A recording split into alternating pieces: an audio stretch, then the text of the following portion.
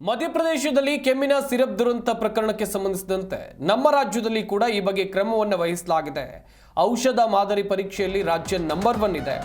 ಈ calf syrup ನಮ್ಮ ರಾಜ್ಯದಲ್ಲಿ ಸರಬರಾಜು ಆಗಿಲ್ಲ. ಮಧ್ಯಪ್ರದೇಶದ ಘಟನೆ ಅತ್ಯಂತ ಆಘಾತಕಾರಿ ಅಂತ ಹಾಸನದಲ್ಲಿ ಸಚಿವರಾಗಿರುವಂತಹ ದಿನೇಶ್ ಗುಂಡೂರಾವ್ ಹೇಳಿಕೆಯನ್ನು ಕೊಟ್ಟಿದ್ದಾರೆ. ಮಕ್ಕಳಿಗೆ ಔಷಧ ಕೊಡುವಾಗ ಎಚ್ಚರಿಕೆಯನ್ನು ವಹಿಸಬೇಕು.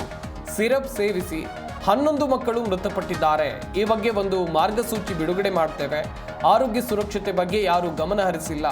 ನಮ್ಮ ಸರ್ಕಾರ ಆಹಾರ ಸುರಕ್ಷತೆಗೆ ಹೆಚ್ಚಿನ ಆದ್ಯತೆಯನ್ನು ಕೊಡ್ತಾ ಇದೆ ಎನ್ನುವುದಾಗಿ ದಿನೇಶ್ ಗುಂಡೂರಾವ್ ಅವರು ಹೇಳಿಕೆಯನ್ನು ಕೊಟ್ಟಿದ್ದಾರೆ.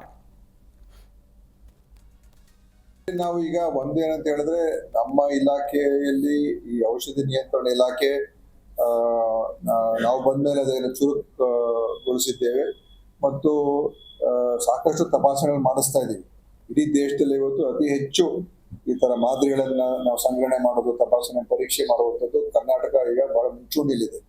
ಕೇಂದ್ರದ ಆಡಳಿತದವರು ಕೂಡ ಕರ್ನಾಟಕ ಅಥವಾ ಕೇಂದ್ರಕ್ಕೆ ಕೂಡ ಬರೆದೂ ಇದ್ದೆ ನಾನು, ನೀವು ಈ ತರ ಈ ಒಂದು ಔಷಧಿಯ ವಿಚಾರದಲ್ಲಿ ಹೆಚ್ಚು ಪಾರದರ್ಶಕತೆ ತರ್ತಕ್ಕಂಥ ಅವಶ್ಯಕತೆ ಇದೆ ಅಂತ ಹೇಳಿ ನನ್ನ ಪತ್ರ ಕೂಡ ಹಿಂದೆನೂ ಬರ್ದಿದೆ.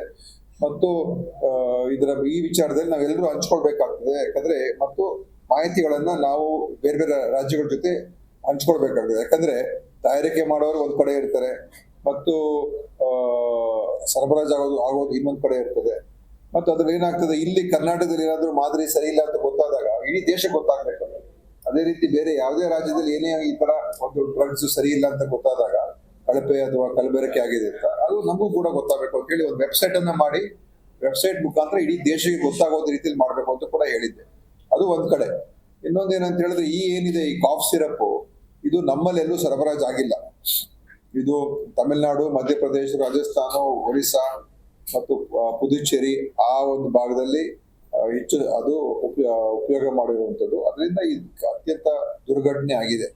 ಅಂದ್ರೆ ತಯಾರಿಕೆ ಘಟಕಗಳು ಅವರು ಬೇಜವಾಬ್ದಾರಿತನ ಮತ್ತು ಯಾವ ಒಂದು ಏನು ಇಂಗ್ರೀಡಿಯೆಂಟ್ಸ್ ಅಂತ ಹೇಳ್ತೀವಿ ಪದಾರ್ಥಗಳು ಅದನ್ನು ಉಪಯೋಗಿಸ್ಕೋಬಾರ್ದು.